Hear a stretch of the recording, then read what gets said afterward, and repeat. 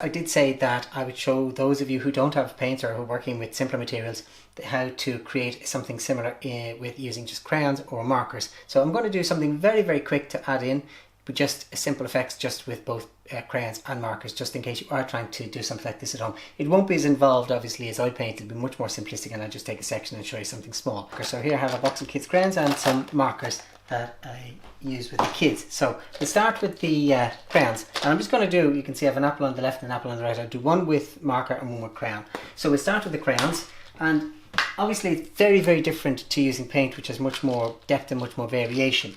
So you can see we've got the idea of the yellows and the oranges and the reds. So we're going to start with just the yellow marker, and same techniques as far as, now my pencil lines are quite harsh. You could rub those down and make them much softer if you wish. Make sure they're not visible, or you can leave them in as part of your composition. I like leaving them in. So I'm just going to put in the marker, or the crayon all over. These are just simple wax crayons, and I'm using the yellow as a foundation, if you like, first and foremost.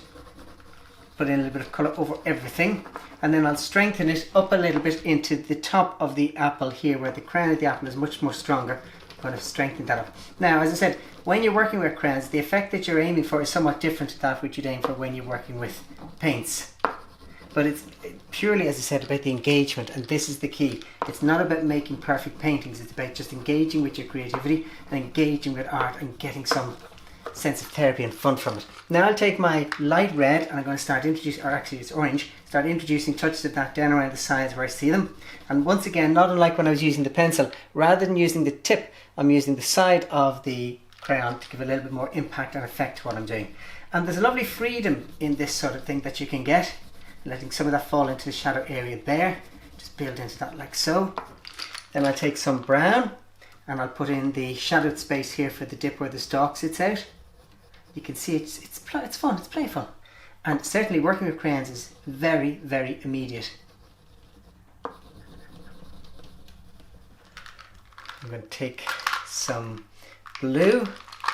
I'm going to put in some blue into this. Add a little bit of shadow to that space and here as well. And as before, we're not trying to be perfect with it, we're just taking a sense of interpretation of that which you see. And I'm going to let some of that blue form the idea of the shadow underneath here. It looks like a purple almost, doesn't it? And again, just use that to create a little bit of shadow coming out from the side of the apple for a little bit of weight and depth onto the surface, like so. Now you get little bits off, just rub them away like that. And the same cross-hatching technique that we talked about with pencil can be employed into this space.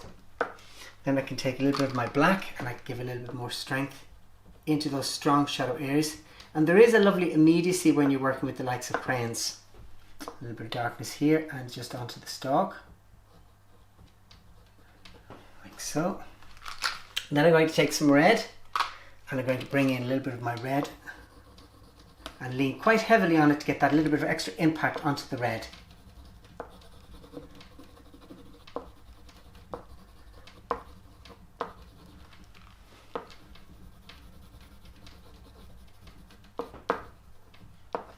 And the brown again for these soft shadows up here. Now obviously crayons don't mix as well as paint because they're dry, but you can still apply a certain degree of mixing by just putting in a little bit more weight onto the surface. Back into my blue again for a little bit more shadow. And I like using the blues that are quite vibrant because it allows me just to add a little bit more experimentation and playfulness into what I'm doing. And if you're looking for a little bit more structure, you can of course bring in your pencil. So you could come in with your pencils over this and give a little bit more strength into the pencils. I'm putting some white in and I'm using it as a sort of blending effect between the dark shadows and the other shadow. And again, the same with the blue. I'll put the blue back over where I put the blacks earlier on just to give a little bit more depth into that space. You can see you can layer it quite easily and quite well with the crayons to give a little bit of drama and playfulness into it.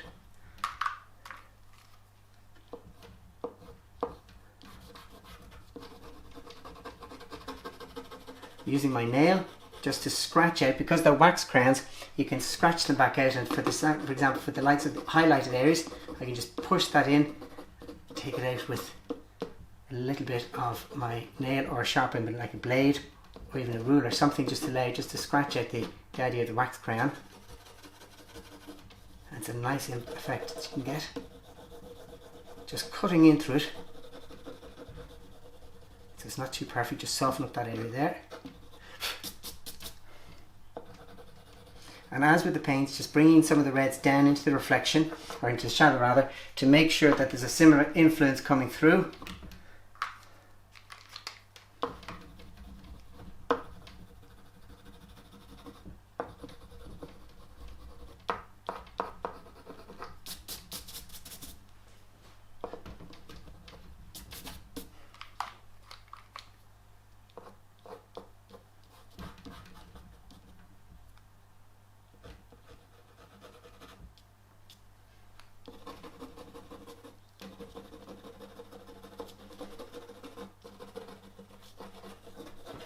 And that's how you paint an apple with crayons. Now, if you want to give a little bit more sharpness, you take your pencil and you use your pencil back in to give a little bit more definition to detail here and there, and combine the two. And when you put any more than one medium together, it can be very opportunistic in terms of creating a little bit more variation. So the pencil will just scratch in over that, allowing you to create a little bit of blending or a little bit of softness into it, and also, not unlike your nail, a little bit more depth here and there. And obviously I've done this very, very quickly, it's only a few minutes.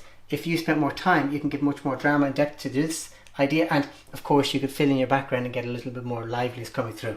But as I said, even with just a simple pack of crayons, you can have a bit of fun to it. Now let's try the same idea with our markers and let's see what happens. So I have a couple of markers over here, and as before I'm going to start with my yellows. Now markers are different to crayons insofar as they're much more permanent, so you can't, where there's a little bit of manipulation with crayons in this fashion, there's no manipulation with markers. So once the colour's down, it's not coming out, there's no way you can change it, so you've got to be very careful to make that decision beforehand. So what I'm going to do is I'm going to use more of a hatching idea, but I need to keep some element of light showing through. So what I'm going to do is I'm going to just kind of put in a little bit of softness, draw in a little bit of shaping here for the idea of the light reflecting, and then I'm just going to put in, I'm leaning very, very gently with the surface, the side of the marker, and I'm putting in a hatching stroke just to put in some sense of colour. But I don't want to be too heavy handed, so I'm purposely coming in very, very gently using that same hatching stroke that we talked about with pencil to get a sense of depth through this. And then going back with a cross hatching effect. Now I'm going to use the same idea in here, except much, much gentler again, and creating more space, because it's very important that I keep that little segment where it's cut out brighter than the rest of it. So it's always easy with markers, you can add more colour, but you can't take it back out, so that you start off very gently, put in only a small amount to begin with. Now I have a darker yellow here, so I'm just going to layer that up with the darker yellow. So you can see it's going to start putting into these spaces a little bit of that yellow. And I'm protecting those areas of light that I put in already.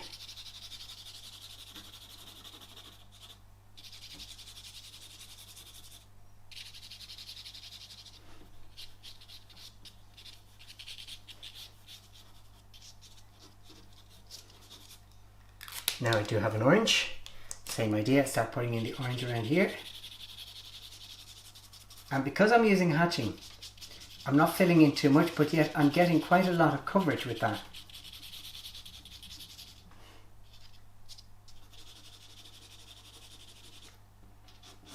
So this, I suppose, in a way could be described as less is more. So we've got to be really, really careful.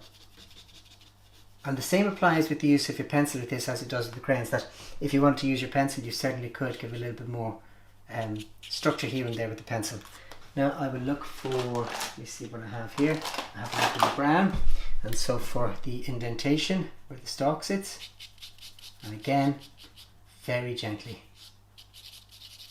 But you can see already the sense of depth and the feeling starting to come to life in this. So even with markers you can get really nice effects. And once more, I'm doing this quite quickly, so you can imagine that if you were to spend a little bit more time on yours, you'd get a much more dramatic effect.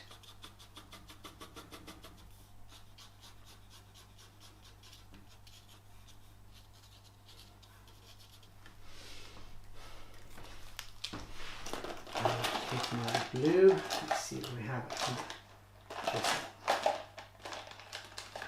My blue, and I've got purple, and I've got this. So what I'm going to do is Once more, introduce some of the soft shadow around the outside, once more in a very gentle fashion. It's a really vibrant blue, as you can see, it's a beautiful colour.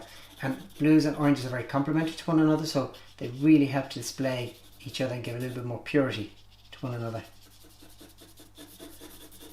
Going in a cross-hatching effect just to build into that. And I can take the darker blue into the spaces, just into the triangular space here to give a little bit more depth into that, showing it up. And let it fade out.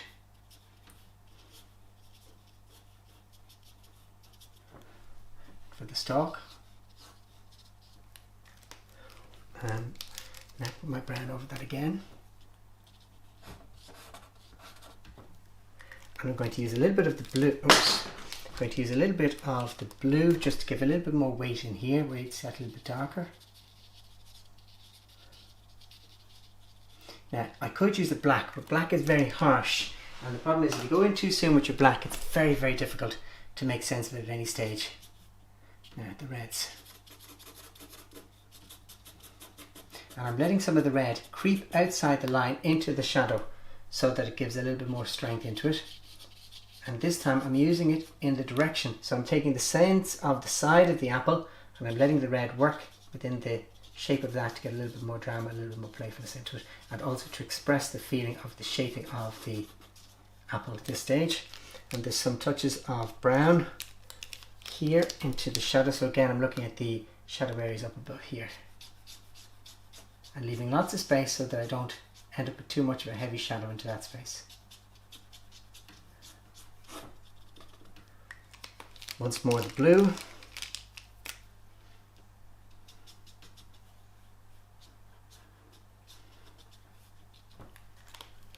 And a little bit of purple here I'll use for this.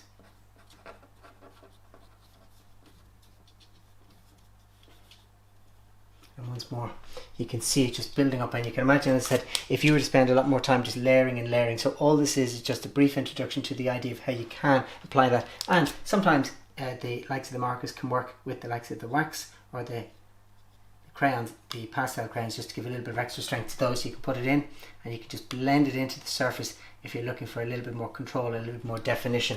And as before, as I said, you can take your pencil and you can use your pencil in here if you want to build a little bit more shadowy sophistication into what you've got without being too perfect to it. And build into that. Okay, so that's how you might try playing around with a little bit of, if you happen to have some of the kids' crayons or markers or things that nature, you don't have any paints. Give it a go, don't be afraid, you have nothing to lose. I'll talk to you soon. Take care, bye.